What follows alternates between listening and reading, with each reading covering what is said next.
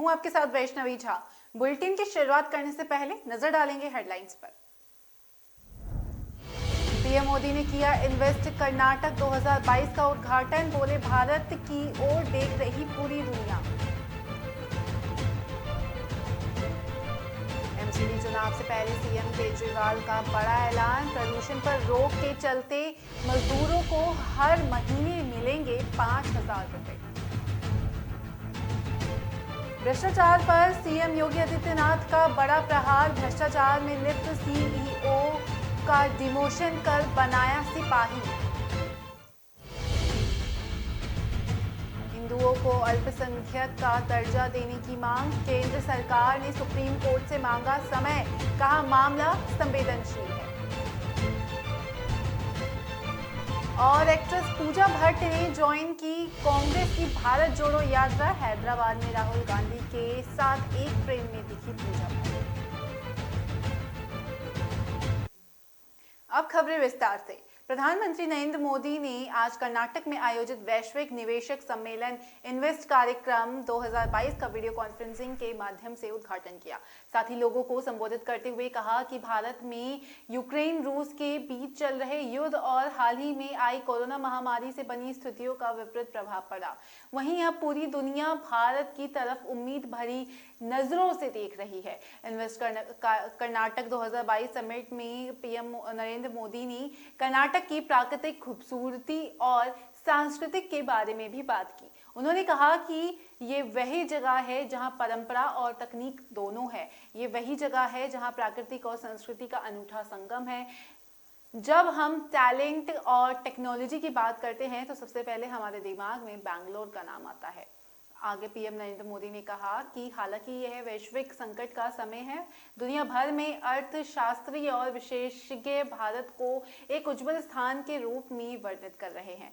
हम अपनी अर्थव्यवस्था को मजबूत करने के लिए अपने बुनियादी सिद्धांतों पर काम लगातार कर रहे हैं। जिन मुक्त व्यापारों सौदे पर हस्ताक्षर किए गए हैं वे दुनिया को हमारी तैयारियों की एक झलक देते हैं। साथ ही शिखर सम्मेलन में पीएम मोदी ने कहा कि हमने अपने निवेशकों को लाल फीता शाही से मुक्त किया है और उन्हें बहुत अवसर दिए। हमने निवेशकों को विभिन्न क्षेत्रों में निवेश को प्रोत्साहित भी किया है और जैसे ही पहले रक्षा, ड्रोन, अंतरिक्ष आदि पहले यहाँ निजी निवेश के लिए दरवाजे बंद थे।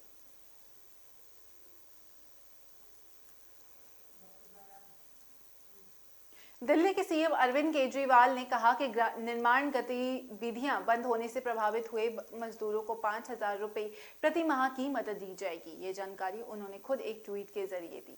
ट्वीट में उन्होंने लिखा कि प्रदूषण को देखते हुए पूरी दिल्ली में निर्माण कार्यों पर पाबंदी लगा दी गई है। मैंने श्रम मंत्री मनीष सिसोदिया से निर्देश दिया है कि वो इस दौरान प्रभावित हुए मजदूरों को 5,000 रुपए प्रति माह की आर्थिक मदद दिलवाए। साथ ही दिल्ली की खतरनाक होती आबोहवा को देखते हुए केंद्र सरकार की वायु गुणवत्ता समिति ने 30 अक्टूबर को दिल्ली एनसीआर में आवश्यक परियोजनाओं को छोड़कर निर्माण, तोड़फोड़ और अन्य गतिविधियों पर रोक लगा दी है। चरणबद्ध प्रतिक्रिया कार्य योजना के चरण की 3 तहत पाबंदियों में निर्माण, तोड़फोड़ और खनन समेत अन्य गतिविधियों पर रोक लगेगी। साथ ही लेकिन राष्ट्रीय सुरक्षा, रक्षा, रेलवे और मेट्रो समेत अन्य आवश्यक परियोजनाओं को इससे छूट होगी।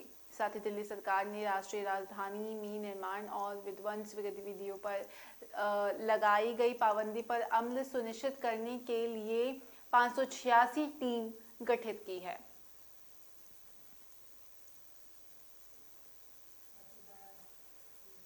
उत्तर प्रदेश की सीएम योगी आदित्यनाथ भ्रष्टाचार के खिलाफ जीरो टॉलरेंस नीति के तहत काम कर रहे हैं। इसका एक बड़ा उदाहरण उस वक्त देखने को मिला जब सीएम योगी ने भ्रष्टाचार में लिप्त एक सर्किल अफसर का डिमोशन कर उसे सिपाही बनाने के निर्देश जारी किए। साथ ही सीएम योगी ने रिश्वत लेने के मामले में क्षेत्र अधिकारी के खिलाफ ये सख्त कदम उठाया। दरअसल ये मामला साल 2021 का है जब रामपुर में तैनात तत्कालीन डिप्टी एसपी विद्या किशोर शर्मा के खिलाफ रिश्वत लेने के मामला सामने आया था, जिसके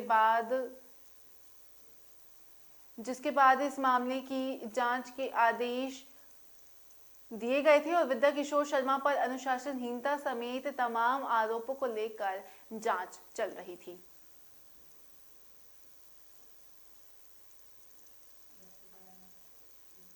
केंद्र ने सुप्रीम कोर्ट से उन राज्यों में हिंदुओं की अल्पसंख्यक का दर्जा देने की मांग पर विचार विमर्श करने के लिए समय मांगा, जहां उनकी संख्या दूसरों से कम हो गई है। वहीं केंद्र ने सुप्रीम कोर्ट से कहा कि मामला प्राकृतिक में संवेदनशील है और इससे दूरगामी प्रभाव होंगे। एडवोकेट अश्विनी कुमार उपाध्याय और अन्य की याचिकाओं पर जवाब में दायर अपनी चौथे हल्फनामे में केंद्र ने कहा कि उसे इस मुद्दे पर अब तक 14 राज्यों और 3 केंद्र शासित प्रदेशों से टिप्पणियां मिली है। याचिकाकर्ता ने परामर्श प्रक्रिया की कानूनी पवित्रता पर संदेह व्यक्त करते हुए कहा कि मामले में फैसले के बाद केंद्र अब किसी को अल्पसंख्यक के रूप में अधिसूचित नहीं कर सकता है। राष्ट्रीय अल्पसंख्यक आयोग अधिनियम 1992 के तहत जो भी विचार विमर्श किया जा सकता है वह किसी राज्य में किसी को अल्पसंख्यक दर्जा की पुष्टि नहीं कर सकता। TMA पाई मामले में सुप्रीम कोर्ट ने ये निर्धारण किया है कि अनुच्छेद 30 के प्रयोजनों के लिए जो अल्पसंख्यकों के शैक्षणिक संस्थानों की स्थापना और प्रशासन के अधिकारों से संबंधित है, वही धार्मिक और भाषाई अल्पसंख्यक को राज्य स्तर पर पहचानना होगा। और सोमवार के हल्फनामे में कहा गया कि केंद्र सरकार सभी राज्य सरकार और केंद्र शासित प्रदेशों और अन्य हितधारकों के साथ परामर्श बैठक की है, जिसमें कहा गया कि कुछ राज्य सरकार या केंद्र शासित प्रदेश ने इस मामले पर अपनी राय बनाने से पहले सभी हितधारकों के साथ व्यापक परामर्श करने के लिए अतिरिक्त समय का अनुरोध किया था। साथ ही राज्य सरकार से अनुरोध किया गया था कि तत्कालिकता को देखते हुए इस मामले में उन्हें इस संबंध में हितधारक के साथ तेजी से कार्य करना चाहिए, ताकि ये सुनिश्चित हो सके कि राज्य सरकार के विचारों को अंतिम रूप दिया गया है और अल्पसंख्यक मामलों के मंत्रालय को जल्द से जल्द अवगत कराना चाहिए।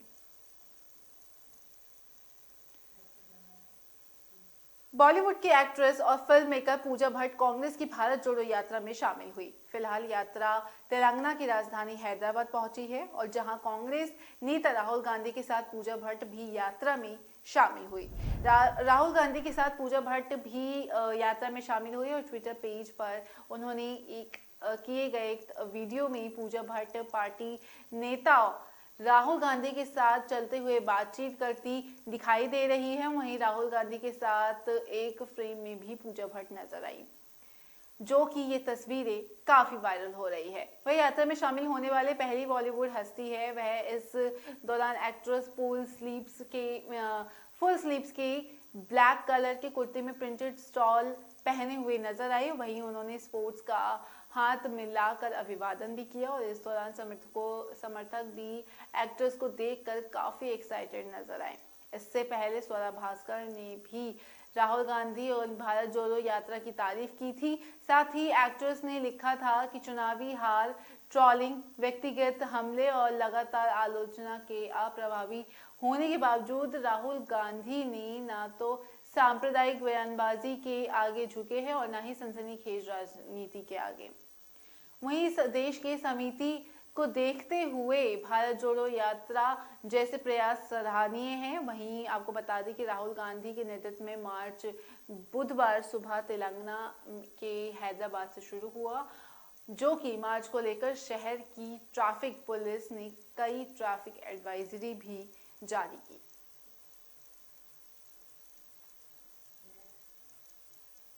फिलहाल वक्त तो चला एक छोटे से ब्रेक का। ब्रेक के बाद जल्द हाजिर होंगे।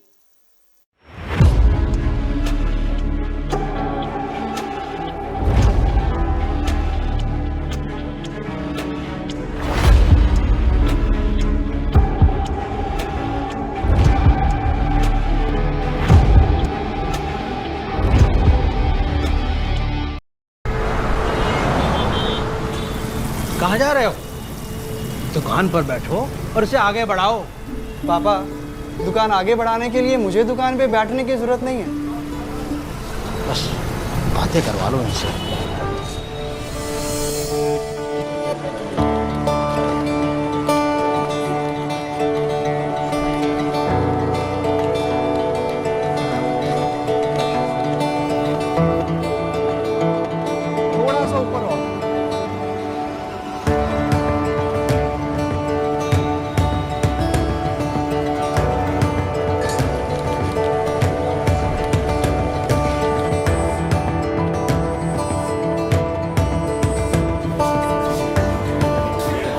लो जी मैडम, आपके 4 किलो लड्डू।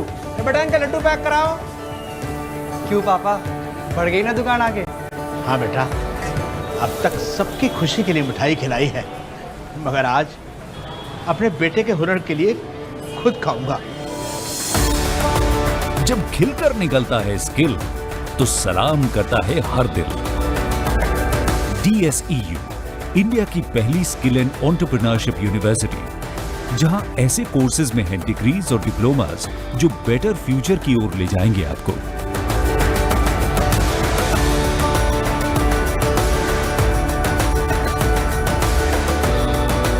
तो एडमिशन के लिए अप्लाई कीजिए। स्किल है तो नहीं कुछ मुश्किल है।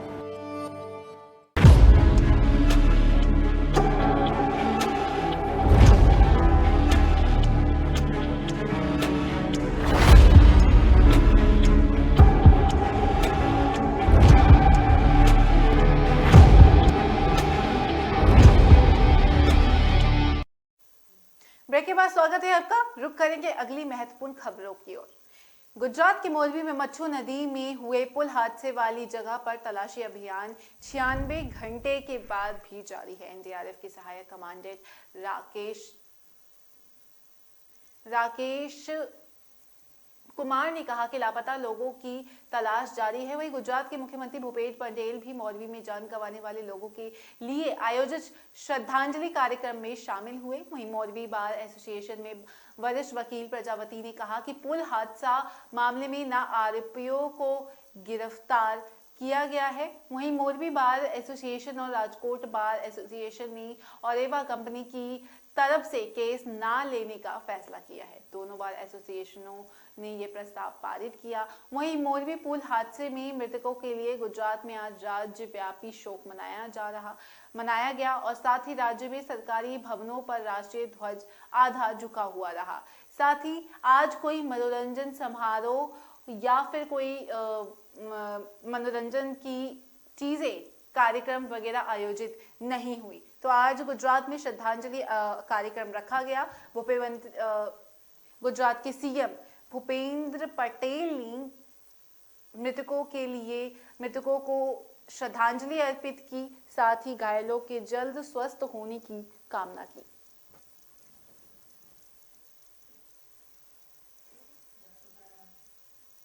बिहार की राजनीति में एक बार फिर कई परिवर्तन देखने को मिल रहे हैं। लोक जनशक्ति पार्टी के नेता चिराग पासवान बिहार की 2 विधानसभा सीट मुकामा और गोपालगंज में होने वाले उपचुनाव में बीजेपी के लिए प्रचार करने की फैसला किया है। बिहार की राजनीति में चिराग पासवान को सीएम नीतीश कुमार फूटी आंखों नहीं सुहाते हैं।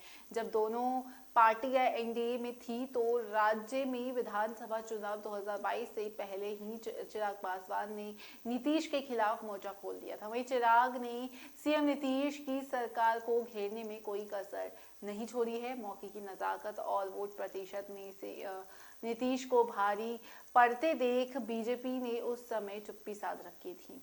वहीं हालात ऐसे बन गए कि चिराग पासवान एनडीए से अलग हो गए, जिसके बाद चिराग ने सीएम नीतीश की पार्टी जेडीयू को हराने के लिए प्रत्याशी खड़े कर दिए। लेकिन चिराग ने बीजेपी के खिलाफ प्रत्याशी नहीं उतारे थे। वहीं चुनाव के दौरान चिराग खुद को पीएम मोदी का हनुमान भी बता रहे थे।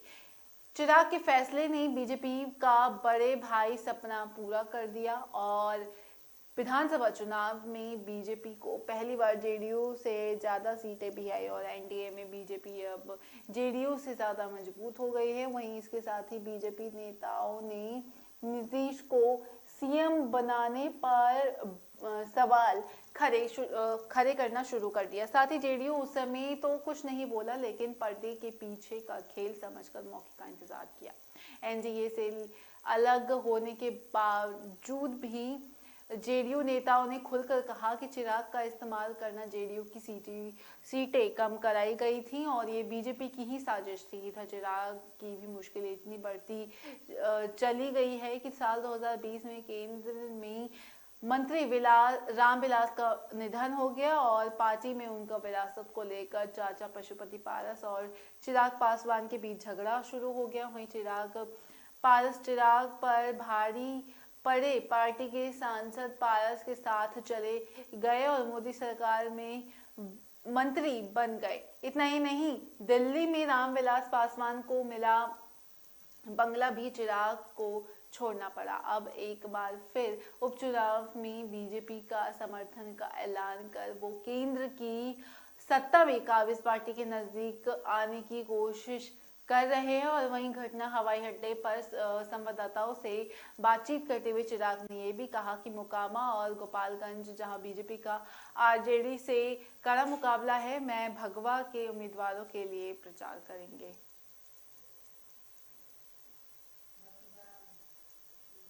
झारखंड के सीएम हेमंत सोरेन को प्रवर्तन निदेशालय यानी कि ईडी ने समन जारी किया है। ईडी ने उन्हें 3 नवंबर को अवैध खनन मामले में पूछताछ के लिए 11:30 बजे रांची स्थित ईडी दफ्तर में हाजिर होने को लिए कहा। साथ ही सूचना है कि ईडी ऑफिस की सुरक्षा बढ़ाने के लिए पुलिस मुख्यालय से अतिरिक्त पुलिस बल की मांग फिलहाल की गई है। और सूत्रों के मुताबिक ईडी ने पुलिस मुख्यालय को इस बारे में पत्र भी भेजा। वही पत्र भी पति केंद्रीय रिजर्व बैंक पुलिस पर भी बल देता। साथ ही ईडी की ओर से भेजे गए समन पर जेएमएम के मनोज पांडे ने कहा कि ईडी अपना काम करेगी और अन्याय होने पर हम कोर्ट का दरवाजा जरूर खटखटाएंगे। पता नहीं चला कि ईडी सीएम को तलब कर सकती है क्या? अगर ऐसा है तो सीएम कानून विशेषज्ञों को सलाह लेने के बाद जवाब देंगे। क्या उन आरोपियों के लिए समन भेजना कानूनी है? और अगर ऐसा है तो कोई मामले में पीएम को भी तलब किया जाना चाहिए। ये बदले की राजनीति है। आपको बता दें कि सीएम सोरेन को समन जारी कर मुख्य कारण उनके विशेष प्रतिनिधि पंकज मिश्रा द्वारा अवैध खनन में शामिल होने में करोड़ों रुपए से अधिक का संपत्ति अर्जित करने के अलावा अन्य कई मामले भी हैं। और इसमें मनी लॉन्ड्रिंग के आरोप में फंसी IAAS अधिकारी पूजा सिंघल ने खान विभाग और पदस्थापित करने के कारणों के अलावा प्रेम प्रकाश के घर में भी मुख्यमंत्री आवास की सुरक्षा के लिए तैनात जवानों के नाम आवंटित 2 AK-47 और 60 गोलियों का मिलना शामिल है।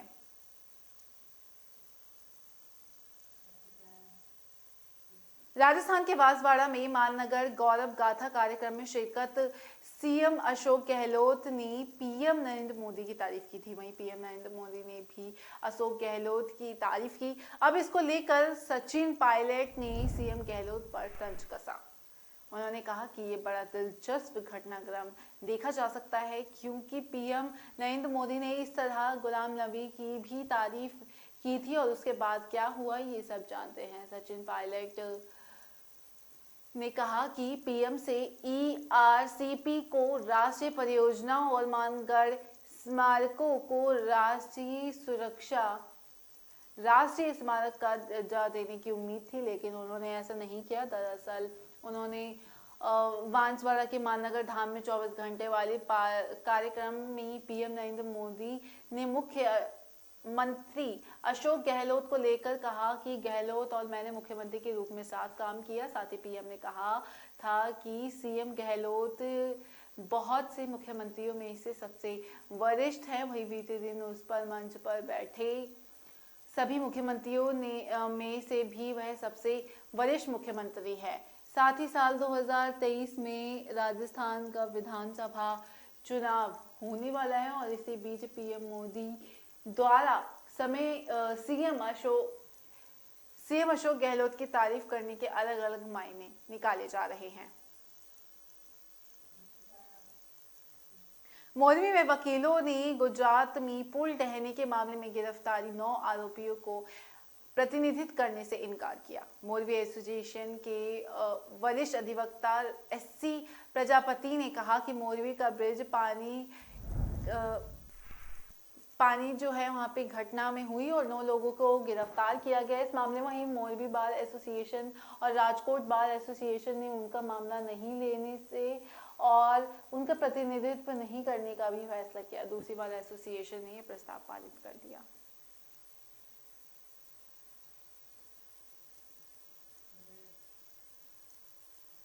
फिलहाल वक्त तो चला एक छोटे से ब्रेक का। ब्रेक के बाद जल्द हाजिर होंगे।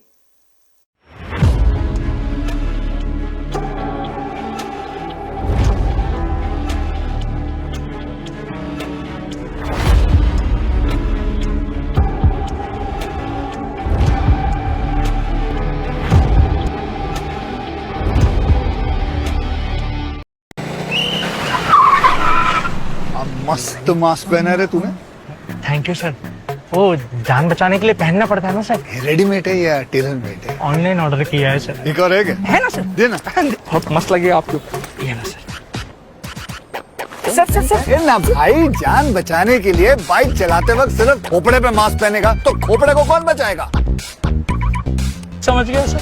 हेलमेट ऑनलाइन ऑर्डर कर, वरना हमेशा के लिए ऑफलाइन हो सकता है। Okay sir. ये ले। चल हम ये भी ऑनलाइन भर दे। हेलमेट पहने, ट्रैफिक नियमों का पालन करे, जिंदगी के सफर को सुरक्षित रखे।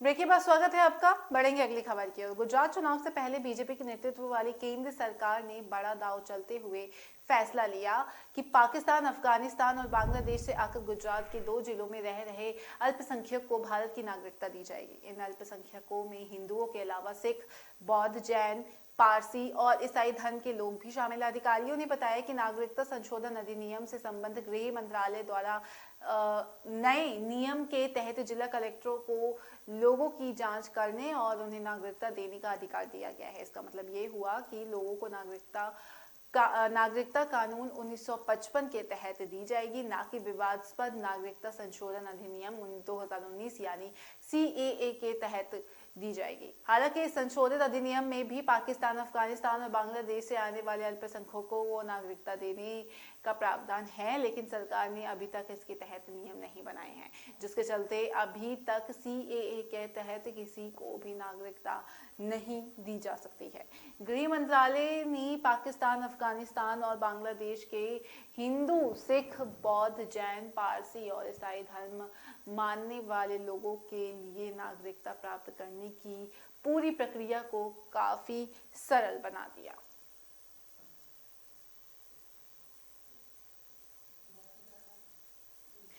मुंबई के मानखुर्द इलाके में लुका छुपी खेल रही एक 16 साल की लड़की सिर पर लिफ्ट गिरने से उसकी दर्दनाक मौत हो गई। वहीं मानखुर्द पुलिस ने मृतक लड़की के परिवार वाले के बयान के बाद सोसाइटी के 2 लोगों को गिरफ्तार कर मामला दर्ज करके गिरफ्तार किया है। साथ ही आगे की जांच में पुलिस जुट गई है। पुलिस से मिली जानकारी के मुताबिक मृतक लड़की अपने दादा के यहाँ मानखुर्द गई हुई थी। रेशमा शुक्रवार को सोसाइटी में अपने दोस्तों के साथ लुका छुपी खेल रही थी कि उसी वक्त ये हादसा हो गया। रेशमा ने जब खेल में अपने दोस्तों को खोजने के लिए एक खिड़की में से झांक कर देखा तो जो कि सीधे लिफ्ट में खुलती है, उसी वक्त ऊपर से लिफ्ट आ गई और सीधे उसके सिर पर गिरी। गिरते ही रेशमा ने जोर से आवाज लगाई। आवाज सुनकर उसके साथ खेल रहे बच्चों ने भी उसे देखा और परिवार वालों को बताया, जिसके बाद गंभीर रूप से घायल हुई रेशमा को लेकर लोग अस्पताल जा रहे थे कि उसी दौरान रास्ते में ही उसकी मौत हो गई। मृतक रेशमा के घर वाले ने सोसाइटी के ऊपर लापरवाही बरतने का आरोप लगाया। साथ ही मामले के मानखुर्द पुलिस के पहले ADR दर्ज किए गए थे लेकिन पुलिस के आरोप के बाद भी पुलिस ने सोसाइटी के चेयरमैन, सेक्रेटरी के खिलाफ मामला दर्ज किया। वहीं 2 लोगों की गिरफ्तारी भी हुई इस मामले में।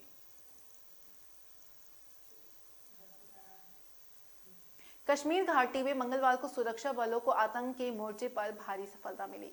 सुरक्षा बलों ने अनंतनाग और पुलवामा में 2 अलग अलग मुठभेड़ों में लश्कर-ए-तैयबा के सरगना समेत 4 आतंकियों को मार गिराया। वहीं इसमें एक पाकिस्तानी आतंकी भी शामिल था और पुलवामा में मारे गए आतंकी सुरक्षा बलों पर फिदायीन हमले की एक फिराक में था, जहां श्रीनगर में लश्कर के 3 हाइब्रिड आतंकियों को गिरफ्तार कर उनके कब्जे से 10 किलो आईडी, 2 हैंड ग्रेनेड बरामद किए गए। वहीं सुरक्षा बलों की सतर्कता से आतंकवादियों की एक बड़ी नापाक साजिश को नाकाम कर दिया। पुलिस ने बताया कि पुलवामा के अवंतीपुरा के खंदीपोरा इलाके में अवंतियों की मौजूदगी की सूचना पर सेना और पुलिस ने सर्च ऑपरेशन जारी करके चलाया।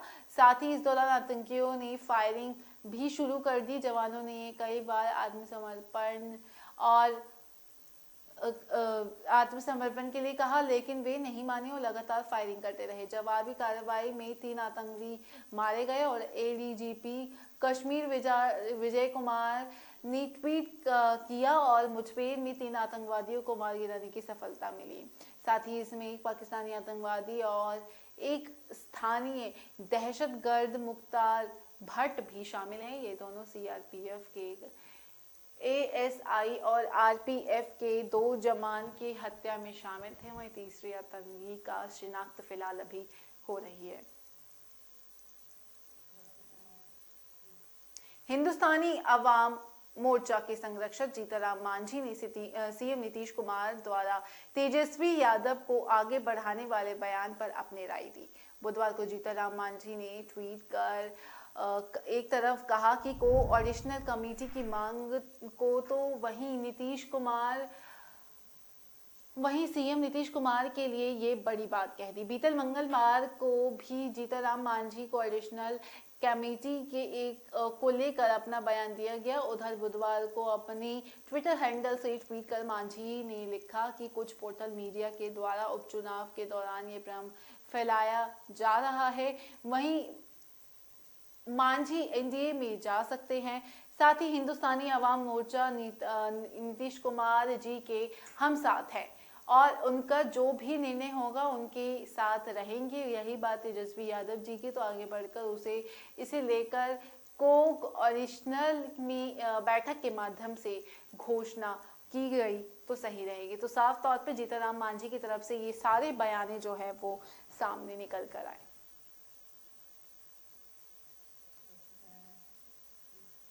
पाकिस्तान के कब्जे वाले कश्मीर को छुड़ाने के लिए सेना पूरी तरह से तैयार है। अब सरकार के आदेशों का इंतजाम कर रही है और ये जानकारी खुद चिनार कॉर्प्स के कमांडर लेफ्टिनेंट जनरल एस औजाला ने दी है। और मंगलवार को उन्होंने कहा कि राजनाथ सिंह के पीयूके पर दिए गए संकेत के बाद भारतीय सेना कार्रवाई के लिए पूरी तरह से तैयार है। लेफ्टिनेंट जनरल एस औजाला ने कहा कि भारतीय सेना पूरी तरह से तैयार है और हम सरकार के आदेश पर किसी भी कार्रवाई के लिए तैयार है। और श्रीनगर के शौर्य दिवस पर कार्यक्रम में 31 अक्टूबर को रक्षा मंत्री राजनाथ सिंह ने कहा था कि हमने अभी उत्तर की ओर चलना शुरू किया और वही यात्रा पूरी होगी जब हम 22 फरवरी 1994 को भारतीय संसद द्वारा सर्वसम्मति से पारित प्रस्ताव को गिलगिट बाल्टिस्तान पहुंचकर लागू करेंगे।